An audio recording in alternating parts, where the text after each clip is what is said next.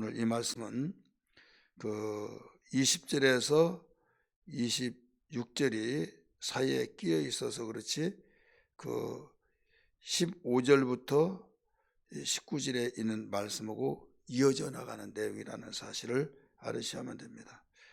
27절 그들이 다시 예루살렘에 들어가니라 이렇게 나오죠. 그들이 누굽니까?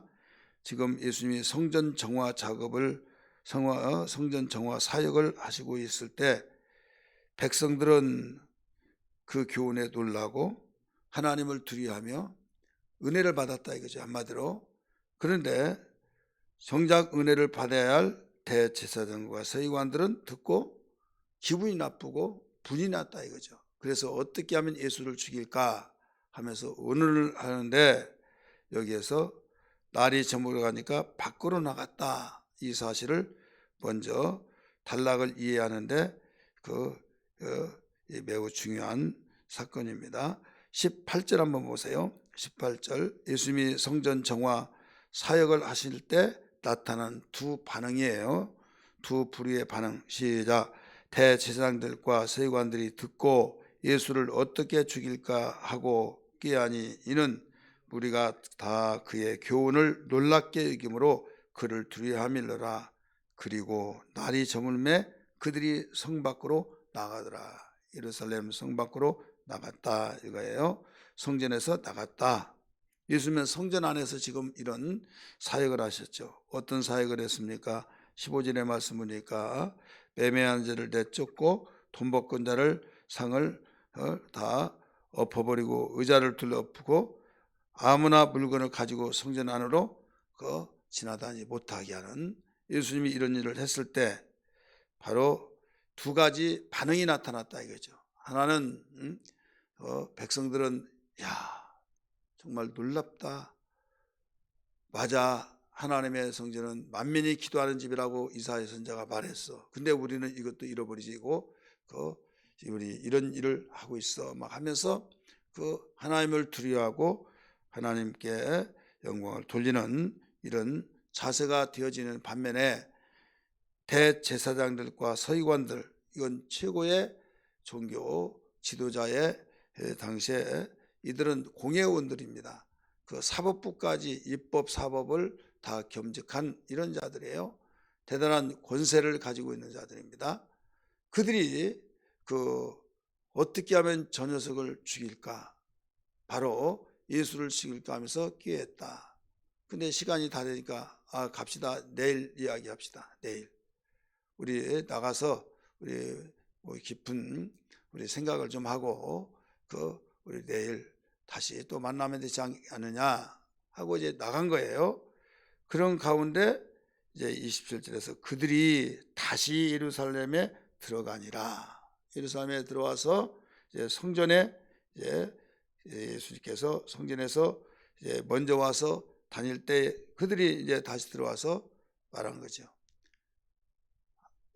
그 전날에 지금 백성들은 은혜 받고 하나님을 찬송하며 그 백성들, 민심이 천심이란 말이 있잖아요.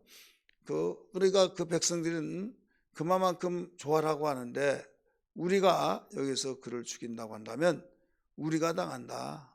그러니까 어떻게 하면 저자를 꼼짝없이 백성들이 손뼉을 치면서 봐, 지난번에는 이렇게 말하더니 이런 말을 했네 막 하면서 책을 잡으려고 그런 것을 그런 음모를 꾀하고, 목적은 예수를 어떻게 하면 죽일고 꾀하니 그 꾀하는 것을 밤새도록 모여서 의논했다 이거죠. 의논한 결과 이런 이야기를 해요. 28절 이르되 무슨 권위로, 우리 개혁성에서는 권세로 이 말이에요. 무슨 권위로 이런 일을 하느냐, 누가 이런 일을 할 권위를 주었느냐. 두 가지 질문이죠. 무슨 권위로, 그들이 볼 때는 난동을 피우는 거, 매매하는 거 금지하고 비극집하고 그런데 그것을 상을 엎어버리고 성전에 장사하려고 한다면 왔다 갔다 하고 막 물건을 가지고 왔다 갔다 하잖아요. 그런 것들을 다 하지 못하게 하면서 내쫓고 막 그들은 난동으로 여겼다 이거. 난동. 무슨 권세로 네가 권세자냐 이죠. 권세자는 우리다. 우리가 가만 놔둔데 왜 너희들이 네가 그러냐? 넌 도대체 무슨 권위로 무슨 권세로 바로 이런 일을 하느냐 이거예요. 누가 너에게 이런 권세를 주었느냐? 너는 나사렛 촌놈이 아니냐? 요셉의 아들이 아니냐? 그런데 우리가 잘 아는데 네가 무슨 권세로 어디에서 나왔길래 그러냐 이거죠. 오늘 읽은 말씀 속에 그 제목은 싸우는 대상을 알라. 오늘 제목입니다. 싸우는 대상을 알라. 지금 서기관 대제사장들이 여기에 예수와 싸워야 안 싸워요? 싸우죠. 죽이는 목적을 가지고 그 많은 백성의 지지를 받고 완전히 죽이겠다. 그런 목적을 가지고 싸우는 거죠. 그들은 많이 배웠고 또 많은 사람들이 알고 있는 권세를 가지고 있는 사람들이에요. 우리는 대제사장이다. 우리는 성경을 능통하게 아는 서기관이다. 이거예요. 우리보다 더 위에 있는 사람이 어디 있냐. 그런데 네가 무슨 권위로 이런 난동을 피우고 무슨 누구로부터 받아 그 권세이길래 이런 짓을 하느냐 이거예요. 말하라 이거예요. 예수님은 그 속을 다 아시죠. 왜 그런 말을 하셨는가를 아신다 이거죠. 그래서 예수님이 말씀하십니다.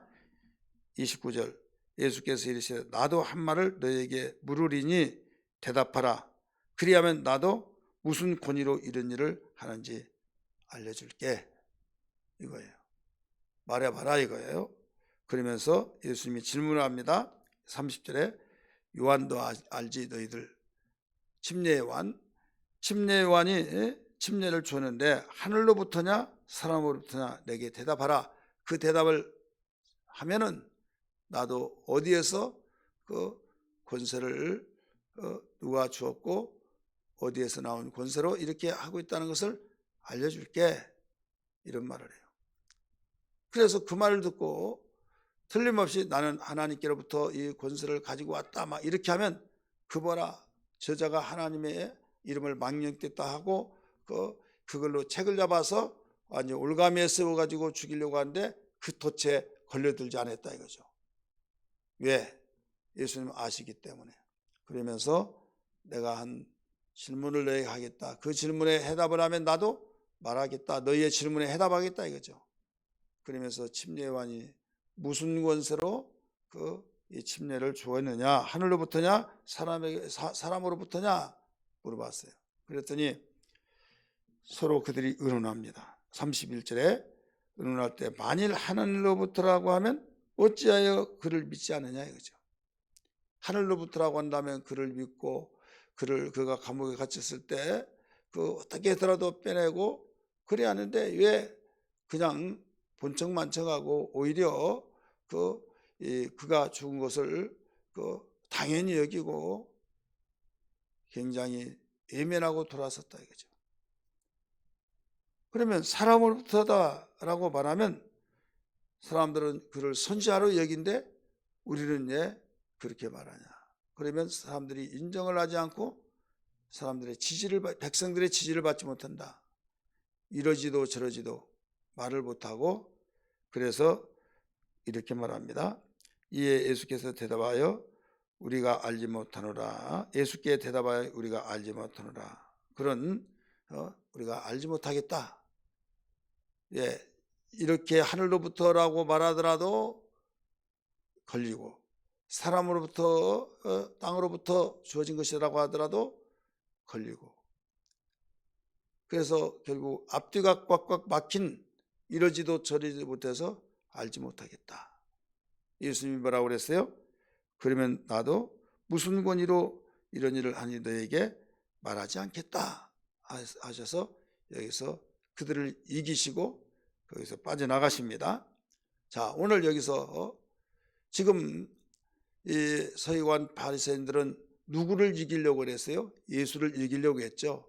예수를 이기고 예수를 대상으로 하고 싸우려고 그런 음모를 꾀하고 목적은 죽이려고 그렇게 했을 때 결국 이겼냐? 이기지 못했다. 싸움의 대상을 잘못 정했다 이거예요. 여러분 오늘 우리에게 적용시켜서 비춰본다고 한다면 우리의 신앙의 싸움의 대상을 잘못 알고 바로 신앙생활하는 사람들이 있더라 이거죠. 잘못 알고 우리의 신앙의 싸움의 대상은 육신의 생각이요 마귀의 계계요 바로 영적 싸움이지 영적 싸움에서 싸움의 대상을 잘못 정하고 하면 안 된다 이거죠. 바로 육신의 생각을 그거 가지고 그 하나님의 말씀을 이렇쿵 저렇쿵 하면 싸움의 대상을 잘못 정하고 있다 이거죠. 그래서 교회 안에서는 시험 든 자가 있고 교회 안에서는 자기 마음에 맞지 않다고 해서 그 자기 혼자 그치지 아니하고 그 많은 사람에게 이게 아니야 저게 아니야 하면서 여기에서 그러다 보니 바로 여기에 중심에 서지 아니하고 하나님 말씀으로 무장하지 아니하고 확신이 없는 사람들은 이리 쏠리고 저리 쏠리고 그 영향을 받는다 이거죠. 그렇기 때문에 싸움의 대상을 정확히 알아라 이거죠.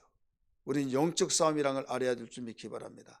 예수 믿는 사람의 싸움은 마귀와 싸우고 마귀의 괴계와 싸우고 마귀의 그 근본적인 것은 어디에서 나옵니까? 육신의 생각에서 나온 거예요. 예를 들어서 예수님이 신앙 고백했던 베드로를 그렇게 칭찬해 주셨잖아요.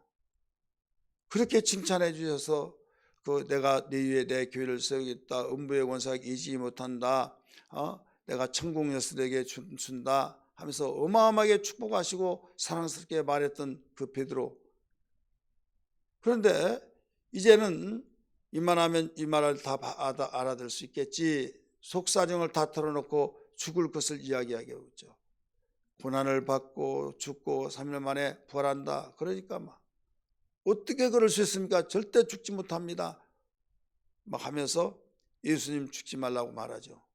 예수님 뭐라고 그랬어요? 사탄아 물러가라. 네가 하나님의 일을 망가지도록 네가 방해한 자라. 이렇게 말했죠. 베드로가 들을 때는 굉장히 섭섭했을 겁니다. 다른 제자들은 가만히 있지만은 유독 베드로가 앞장서서 그 죽지 말라고 예수님 위에서 말했는데 사탄으로 규정이 되어버렸다 이거죠. 방금 전까지만 해도 칭찬해 줬던 사랑을 받았던 사람이 사탄이 된 거예요. 뭐 때문에 했습니까? 육신의 생각으로. 그러니까 오늘날 우리는 항상 깨어있고 싸움의 대상을 알아야 된다 이거죠. 육신의 생각이 이렇게 무섭습니다. 똑같은 자리에서 똑같이 말씀을 듣고 그럼에도 불구하고 그 우리의 마음이 그 도저히 우리 마음의 문제들이 해결되지 않고 이 주님과 전혀 멀어지고 그런 말씀을 전한 주의 종들이 싫고 이렇게 되어진다 이거죠. 이것은 여러분 정신을 바짝 차려야 됩니다. 그렇기 때문에 여기에서 그 목사나 우리 교인들이나 할 것 없이 우리의 싸움은 바로 육신의 생각과 싸우고 우리의 싸움은 사탄 마귀의 계계와 싸우고 그래서 진리를 위하여 우리가 싸워야 될 줄 믿습니다. 진리를 저버리고 바로 말씀을 저버릴 때 이것은 아니야 하면서 그 앞에 무릎 꿇고 우리 순종하며 복종하리라고 결단할 때만이 승리할 줄 믿습니다. 여기에서 예수를 죽이려고 꾀하여서 죽일 목적으로 질문을 하고 거기에서 이겨보겠다고 했지만은 졌다. 여러분 여기에서 예수를 죽이려고 했던 것처럼 진리를 완전히 이기려고 하는 자 미련한 것입니다. 말씀을 이기려고 하는 자 뭘로? 육신의 생각으로 논리적으로 현실적으로 타당성을 제시하면서 들을 때 내가 이길 걸로 생각하지만은 아니다. 여러분이 꼭 알아야 할 것은 아무리 논리적이고 현실적인 타당성을 가지고 주장한다 할지라도 결국은 누가 이기냐? 예수님이 이깁니다. 믿으시면 아멘 하십시다. 예수님이 이기신다 이거예요. 그럼 우리는 예수님 따라가는 사람으로서 우리는 예수님이 이기시기에 바로 예수님 말씀을 따라서 살아가는 사람 그 사람이 이긴다 이거죠. 지는 것 같으나 이기고 없는 것 같으나 있게 되어지고 무명한 사람 같으나 유명한 사람이 되어지고 이건 어제 오늘이 아니라 바로 과거에도 지금도 앞으로도 똑같습니다. 그러므로 바울은 만신창이가 되어지고 그 많은 배움을 통하여서 왕족으로서 많은 사람이 가말리엘 문화생으로 율법의 대단한 사람으로서 이 바리새인 중에 바리새인이요 이런 율법에 흠이 없이 그래서 많은 사람이 손뼉을 치고 지지해 주었는데 여기에 말씀 앞에 곧 예수 앞에 무릎 꿇고 예수는 그리스도라고 복음을 증거할 때 그때부터 만신창이가 되는 겁니다. 42명이 머리를 삭발하고 매복하였다가 바울을 죽이기 전에는 우리가 먹지도 마시지도 않겠다 하는 자들이 생겨났고 이때 감옥도 많이 갔고 더 나가서 매도 많이 받고 핍박을 받고 수없는 어려움을 당할 때 뭐라고 했습니까? 나는 없는 것 같으나 있는 자요 무명한 것 같으나 유명한 자요 또 내가 완전히 자빠져서 끝나버린 걸로 알고 있지만은 나는 승리하는 자다. 왜? 내게 능력 주신 자 안에서 내가 모든 것을 할 수 있었기 때문이다. 없는 것 같은 데서 내가 맨손에 아무것도 없지만은 계속 나눠준 자가 되었다 이거예요. 공급해 준 자가 되었다 이거죠. 그래서 결국 이긴 자다.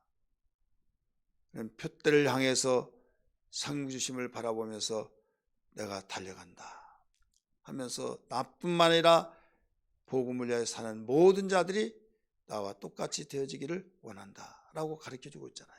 오늘 우리는 이 시간에 찬송 한 장 부르고 기도할 때 우리 겸손한 마음을 가지고 주님과 싸워서 이기려고 하는 무지한 자가 되지 않게 하시고 말씀 앞에 겸손히 무릎 꿇고 순종하고 온전히 나가기에 부족함도록 도와주옵소서. 이것이 지혜요 이것이 이기는 것이요 이것이 승리하는 비결인 걸 믿습니다 라고 고백하는 시간 되기를 주의 이름으로 축복합니다.